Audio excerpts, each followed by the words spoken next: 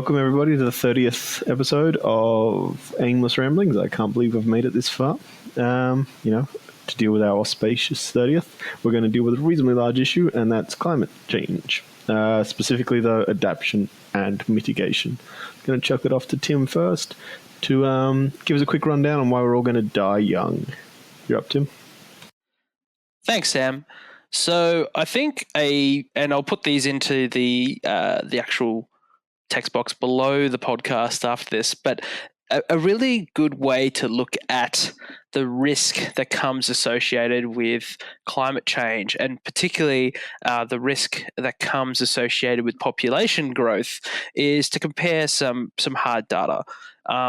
Now, Notre Dame, through its ND Gain Index, has done some really good work in terms of looking at the vulnerability of different countries to climate change. And that's like a multi-factor analysis, including things such as preparedness, income, actual vulnerability and impact of climate change, because as we know, climate change doesn't have a smooth impact across the world's nations. It has a relatively lumpy impact. And then also, as factored into as part of that, is population growth. And then if we actually look at our World in Data project, they have a pretty good one talking about natural population growth.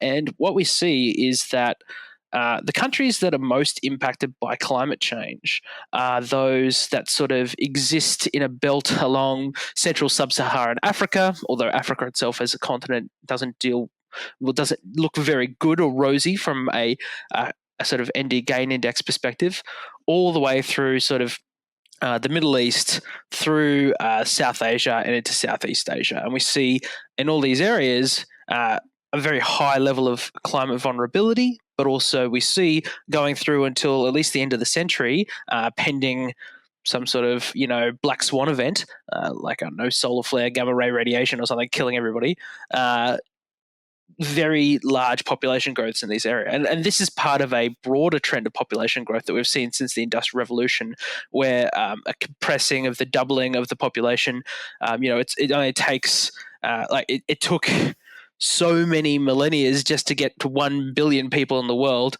and then in a space of 300 years, we're basically nearly at 8 billion people now.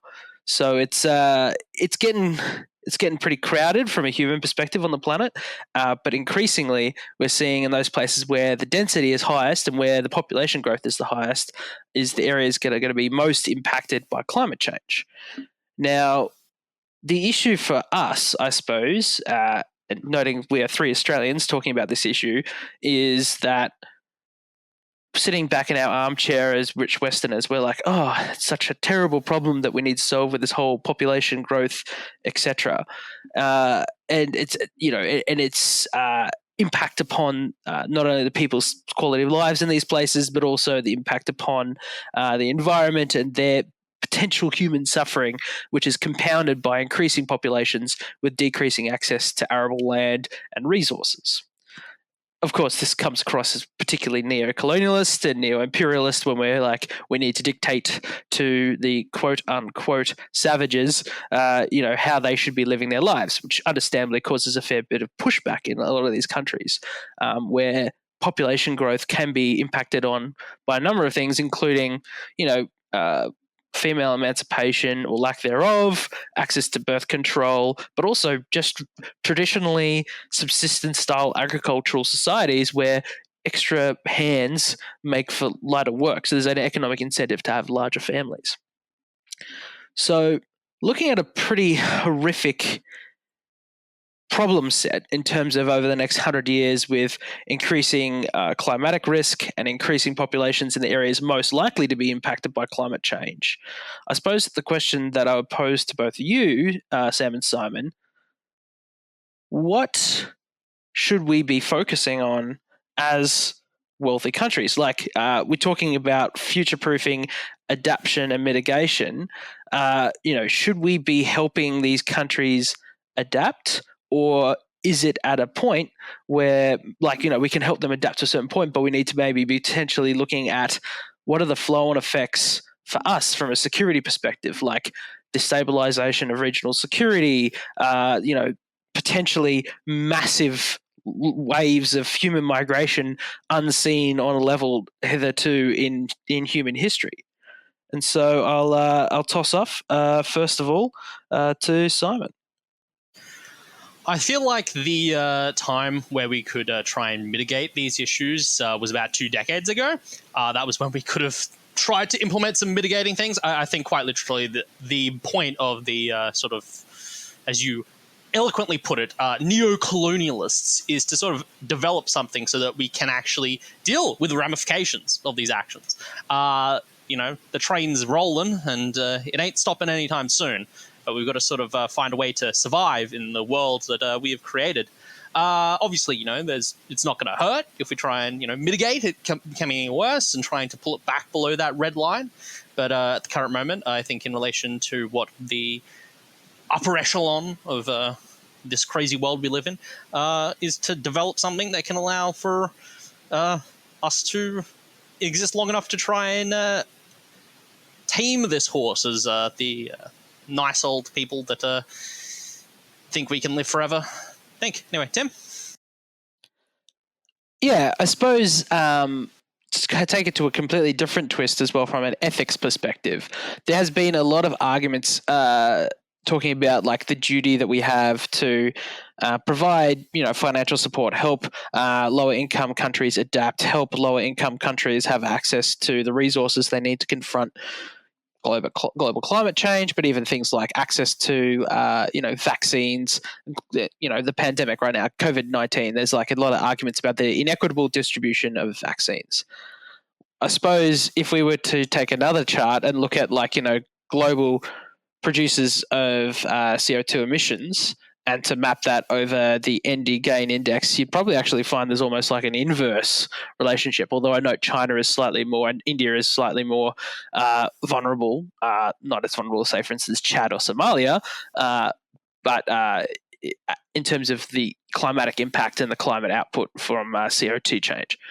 Do you think that, for instance, all these countries that have benefited massively by fossil fuel, based industries and economies have a duty of care because of what they've done and their contribution to climate change to provide, if we can't necessarily mitigate now, for instance, the climatic impact on Somalia and Chad and Papua New Guinea, do we then have a duty of care, if not to help these societies to adapt, to potentially rehome these societies within our own countries? Sam? I think if you ask most, just to go off your last issue first, I think if you ask most of them, the people living in those countries, they probably wouldn't be terribly interested in being rehomed because that's not their home. It's not where they're from. It's not where their grandparents are beneath the ground type thing. I do think that we, as Western nations, have an incredibly large obligation because we got very rich off either some of these countries directly. Still continuing to a degree exploiting these countries and their populations, but also through essentially causing the problem we're facing right now. If you look at lists of per capita pollution, Australia, the USA, we're right at the top there. We have this very nice quality of life that is directly because we are, to a large degree, the problem. So, I think we do have a responsibility. I'm not sure how on earth you actually go about fixing the problem. It could be, for instance, we should be investing very heavily in researching better renewable energy sources.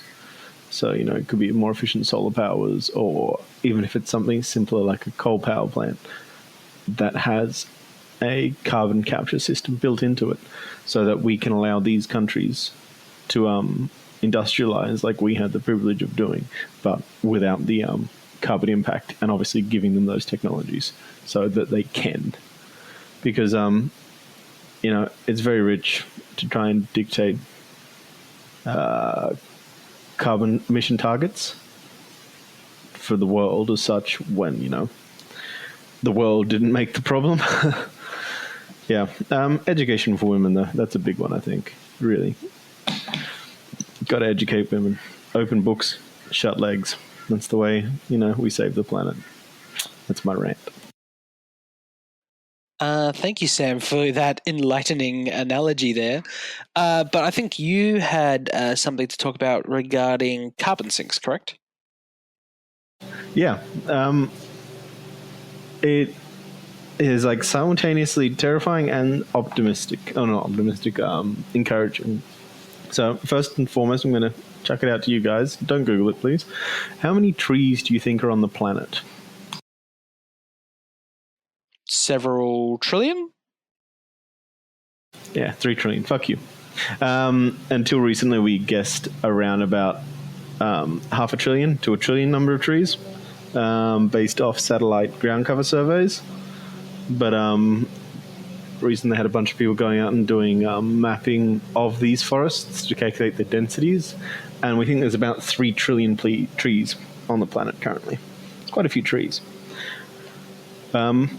So you got 3 trillion please. Oh my god, I keep wanting to say please. 3 million trees on the planet. But we'd only need about 100 billion trees, new trees, planted, today, to stop the increase in carbon dioxide in the atmosphere. Because it'd probably have to be replanted every 30 odd years because trees do die. But about 100 billion trees is the deficit we've got.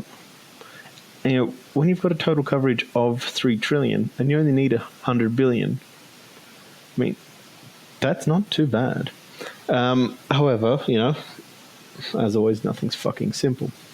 So, if you plant a new forest somewhere where it snows, densely forested ground in winter has a much higher albedo, or lower albedo, whichever was the bad one, reflects light far less well than a plain does, so flat ground. So that means every winter in these temperate conditions, you're actually absorbing more of the sun's heat than you would be if you had the deforested land. So that net impact on temperature gain is actually higher than if you didn't plant the trees at all. So, yeah, there's limited spaces where we can, but pretty much if it's not going to snow, we should be out planting trees. Because it's not that many trees. Simon? So we were discussing trees in their entirety. Specifically, is there any plant-based thing that is like an equivalency? So like maybe we'd have to plant more of it.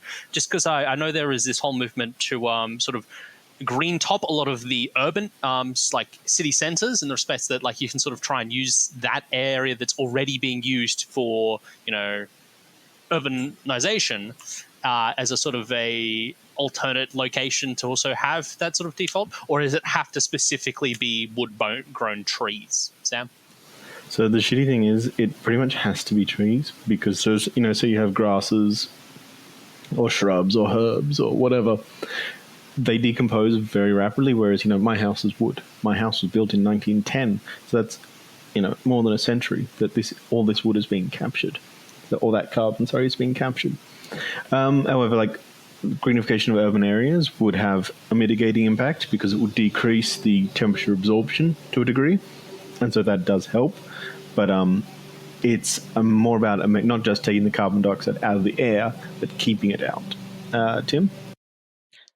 I was just going to say it's interesting, I suppose, because we've seen two of the world's largest developing economies, being China and India, have been really pursuing tree planting campaigns. And I think in a recent report, I have to actually go look it up and see what it is, but they were talking about how these countries have actually gone through a period of reforestation because of government policies. And it'll be interesting to see whether or not how much impact those are making for two countries which are very much net carbon exporters and net carbon dioxide producers, whether or not there's actually some off-put occurring there.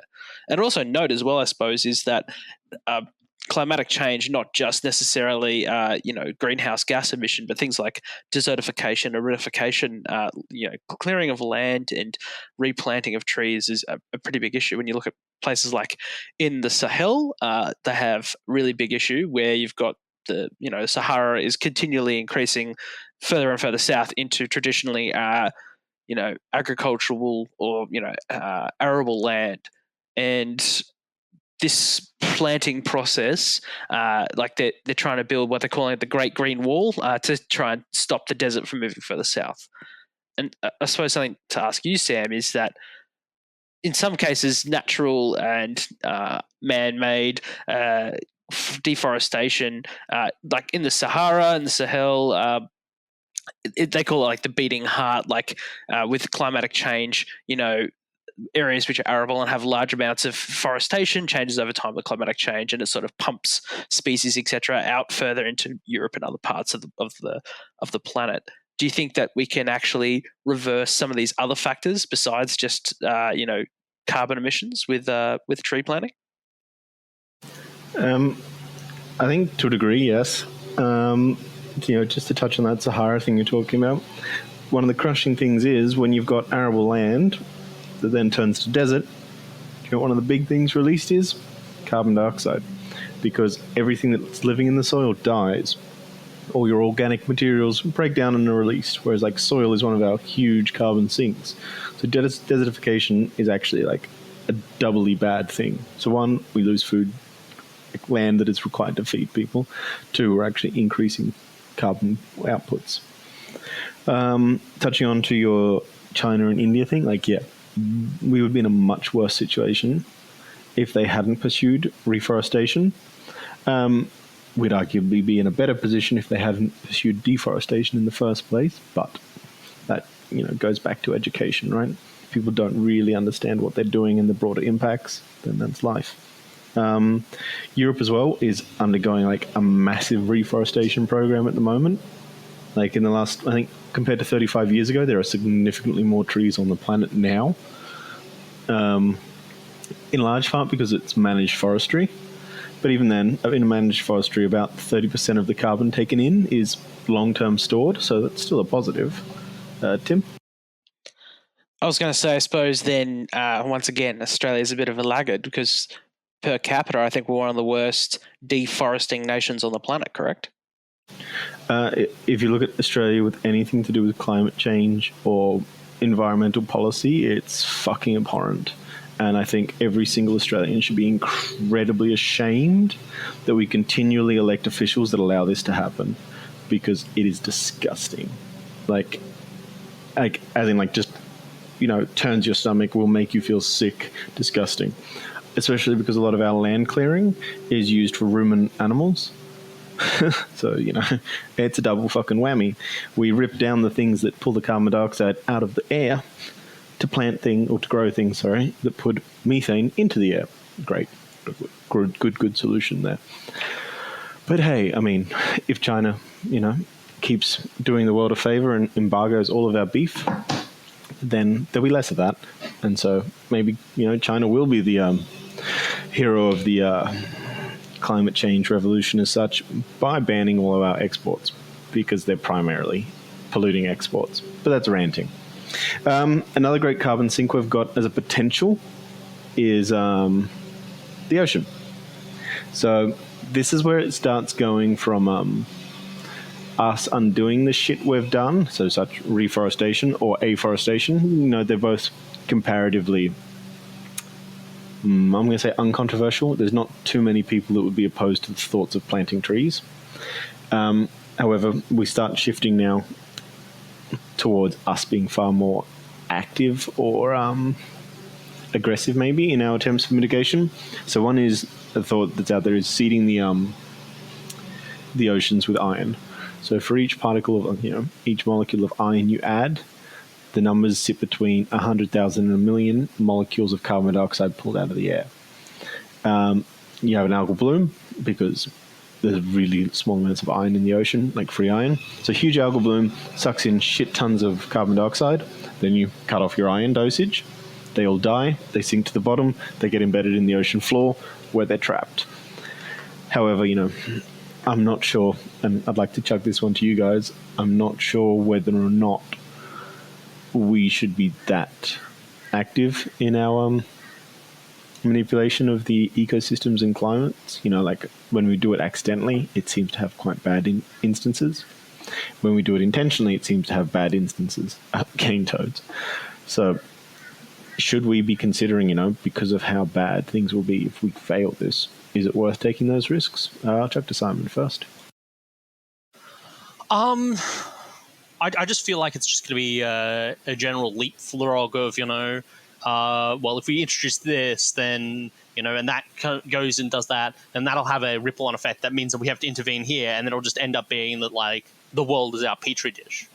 And I know that, probably you guys can talk for hours about how it already has happened, but I feel like it's just a good old snowball of, if we do this, then what? But yes, Tim, Sam, anybody? I'll crack off first. I suppose you look like the 1980s, 1990s discipline of cybernetics, which kind of still exists. Not really. But like it was sort of the idea of like studying control in systems. It's sort of split off into a bunch of other fields, including things like AI and neural networks.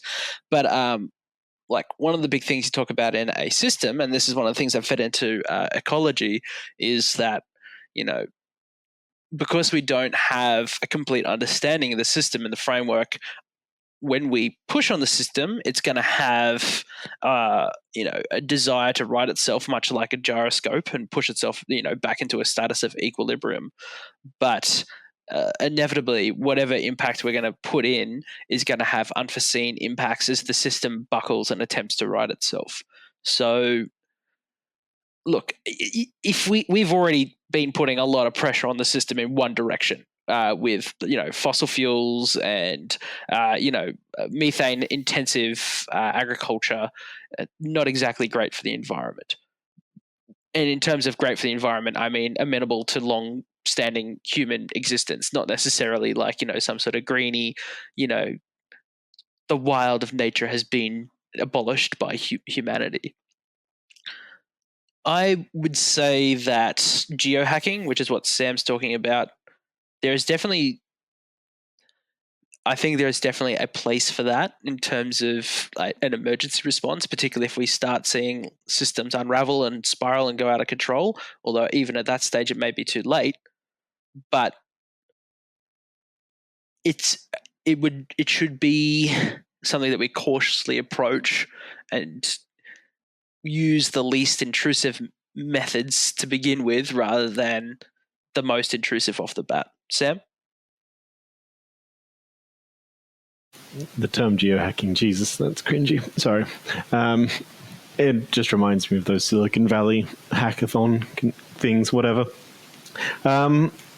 So regarding saving them as an emergency response, there's a 1 to 2 century lag between any action we take today and its impacts.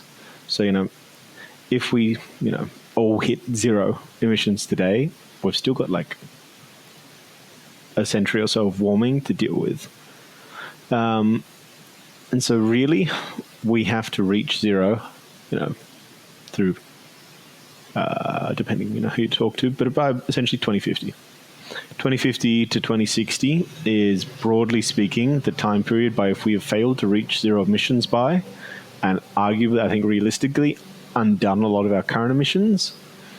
So, we've got 30 to 40 years.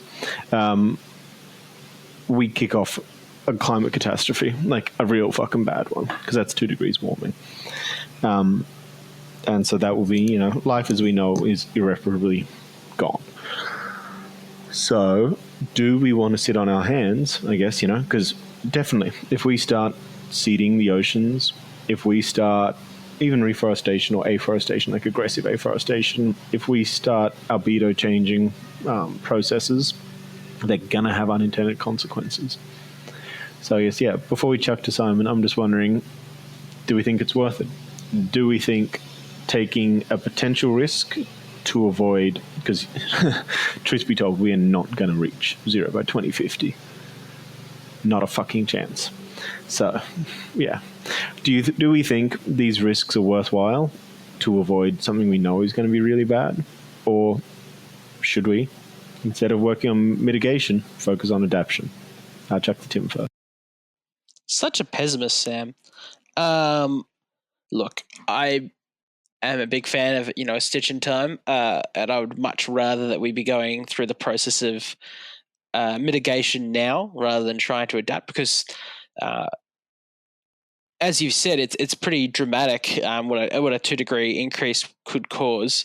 And, if you map that climatic change over the vulnerabilities that I was talking about and the population growth that I was talking about as well, you end up with a pretty scary, beyond dystopian sort of picture of essentially wealthy nations who are least impacted, fortifying themselves, dealing with the great hordes of people who are being forced to move because otherwise they will die. And that is a pretty terrifying world to live in. So I think that, the adaption you're talking about, well, that adaption includes things like building giant unmanned borders for places like Australia, Europe, and America to prevent the migrations of the great huddled masses who we can no longer support. Simon? Yeah. It's just the question is like, regardless of which direction we go, we have to 110% go for it. So I feel like we have to, regardless of which option we pick, we have to double down and make sure that we go all in on it. There's no hedging our bets anymore. We don't really have the time to do so, and that's all I can really say on that. Well, Simon, I think you were actually going to talk about maybe something less specifically related to climate change in terms of the hard science, but in terms of how we deal with climate change as the people who are living through it. Okay, so I'm going to be brutally honest. All these are lovely ideas for us all to be standing here, but as we mentioned early on, there's nearly 8 billion of us, which, sort of means how are these people going to really react? So one of the emerging used as a really loose term, I think it was a couple of years ago, it became a popular thing, is this positive psych idea, where it's like resiliency is the ideal to build stronger people. So had this idea that, people who go through trauma are able to get past it. Next time they run into that trauma, they'll get past it. Where that runs into issue is when you have something so all-encompassing and like 2 centuries in the future, everything will go to shit. It's beyond the human scope. Like, we're good at looking a bit into the future, a bit in the past, and I'm probably going to step on some toes, but I'm just going to say climate change is a trauma. It's one of multiple traumas that a lot of people have to go through. There are a lot of people that are now becoming eligible to vote who have never actually seen a world where we didn't have, threats from every angle and everything. So the question is, how do we deal with this person by person to try and get them to, sit down, make a decision, go, yep, cool. I'm willing on my small element and one of the 8 billion people around, I'm going to make my step so that we all can step into the future with a slightly better outcome. And that's where I'm going to stick in my adaptation versus mitigation, because adaptation is this resilience. It's, can we get resilient enough that we can push past all the things that we have to do, and can we socially go, yep, cool, we are going to make a step forward and we are going to be able to change this? Or are we going to go back to our safety net, which is being, well, I use a green bag when I go to the shops, so I'm mitigating. And as long as I do enough mitigations here and there, I feel like I'm doing my part. And that's what we've been doing for so long. We do, put a little bit here, a little bit there, not consistent work, but we go, I can do this thing because I did this thing. It's the good old dietary thing of, I can have my cheat day for 5 days in a row because I was good that one day. It doesn't really work, but it makes us feel like it should work. And with something as astronomically large as, climate change, I don't think personally that we can use the tactics that we've been using up to this point to get success. However, I'm going to hand over to Tim. What do you want to say? Well, I was going to say, I think you're right in the sense that people who individually aren't necessarily making a huge change, they do little things here and there, and it gives them a sense of agency. And then I think a sense of agency is a pretty big thing from a mental health and resilience standpoint, because without a sense of agency, people become despondent, or they turn to, more violent or radical methods. And even if they're not necessarily, as an individual, creating a negative, or in many cases actually increasing the levels of CO2 emissions, etc. I think that overall, and Sam, feel free to smack me down, the biggest contributors tend to be more large industry than individuals. And so some of those choices that make the real impact are kind of a little bit outside of their grasp. Although that's not to excuse, from an ethical standpoint, the individual from making choices that do or do not result in further climate change. But I suppose a question I'll throw to you, Simon, after Sam has finished his part. Do you think that like this resilience, we've faced apocalypse before? Like, I mean, for the European world, from like about the 6th until around about the 18th century, apocalyptic messianism was a pretty strong strand within Christianity.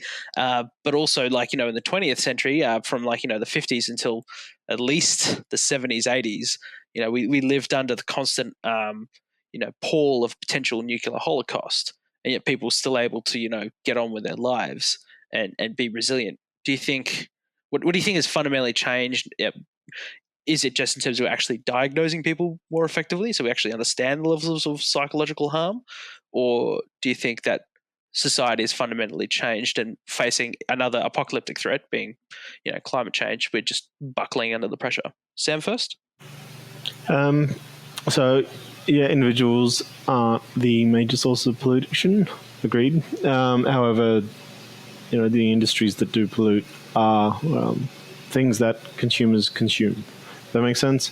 So if you choose, not to do any research, you just buy stuff, then you're contributing. If you choose to make your research and you send your dollars towards companies that are better climatically, or you choose not to purchase things that have a greater negative impact, then that's how you help. It's not so much the personal car that is the driving thing. It will be your broader consumer policies. Though, the best way an individual can have an impact is fucking vote. Anyway, Simon. Okay, so lots to unpack here. So first and foremost, resiliency as a concept is existed through time and space. Yes, definitely there's probably a lot of people who are healthily dealing with these issues, and then, they go move forward and they can be resilient with it. However, a lot of people like to just segregate it and then just push it out of their mind as much as possible, because that's the simple, and that was the encouraged thing for a long period of time there, just because that meant that they could go back to the workforce and make life easier until they, decide to make a Jason Pollock with their skull and grey matter. That was the ideal during these periods of time of the, doom and gloom and nuclear holocaust and whatnot. There is a lot of knuckle under. And unfortunately, I think with the alternate, things and people interacting with each other and, dare I say, the over babying of people who have mental illness, in the respect that, yes, it is an illness. You should treat them equally to everybody who has an illness, but some people use it as an excuse. But yes, as Sam was discussing, how it's how you vote and it's also how you consume. However, one of the major ones that people don't really think about is that all this new stuff that's come, so the solar powers, the electric cars, the whatnot, that is fossil fuels creating them. So it's this whole entire idea of how do we have this nice balance of, because if we try to 100% change everything all at once, then sorry, I just got a call. So yes, so if we change it all at once, that just causes a CO2 spike, or it causes a climate change spike. So how do we do the transition when we don't have enough time to transition? What do you guys have to say? Well, for me, the most obvious one would be use renewable energy to generate more renewables. You build your solar panels, agreed, using coal, and then you use those solar panels to make more solar panels, what the fuck they call it, bootstrapping itself almost. Or we do have, at least in Australia, we're privileged enough to have vast power potentials. We've got Tasmania, powered primarily by hydroelectric. We've got the snowy hydro down New South Wales, Victoria. So we could set up huge renewable producing plants in these areas. And I agree, like there's still going to be carbon outputs, but it's still better than not, if that makes sense. Even the spikes. Say we have this huge spike, and then tomorrow we're entirely on renewable. That's still probably better than taking 30, 40 years more to actually get there, because fucking compound interest's a bitch. Tim? Yeah, I'd agree with you, Sam. And I think there is a little bit of whataboutery when people are like electric cars. What about the toxic issues of dealing with lithium batteries? And people who talk about, the aesthetic impact of having windmills and that kind of stuff. And so there is definitely, I think, a sense, for some people who are like, well, Australia per capita is doing bad, but on gross or net production, you look at us, compare us to China and India, we're doing great. And it's difficult because these are kind of like defensive mechanisms, but they're also methods by which a fossil fuel industry and lobby group has maintained inertia that has been very lucrative for them and their shareholders, not necessarily to the benefit of broader Australian society or the globe. Simon? I definitely agree that, in a lot of cases we used as a thing. It's more the fact that, as I mentioned early on, it's going to be an all or nothing. And as Sam was discussing, sort of bootstrapping it, I definitely agree with. But it is still something we definitely need to think, because you've got to not only deal with all the stuff that's produced and whatnot, but where does everything else go? It doesn't magically disappear. So what is the most carbon neutral or carbon, the best way of disassembling a lot of this space that's probably going to be used in this, or is being currently used? Because yes, it's good to go, yep, we're going to get rid of a carbon plant, but there's still a carbon plant to try and get rid of. Is there a Tim? Well, I think we've kind of reached a point where we're now into the broader issue of climate change, and unfortunately a massive issue that we can't just tackle in the one episode. So I'd say probably let's go back and we'll attack it again in a future one. But gentlemen, once again, thank you for coming and having a chat. And to our listeners, thank you very much. And we hope you tune in next time. This great warrior has left to his mighty Lord.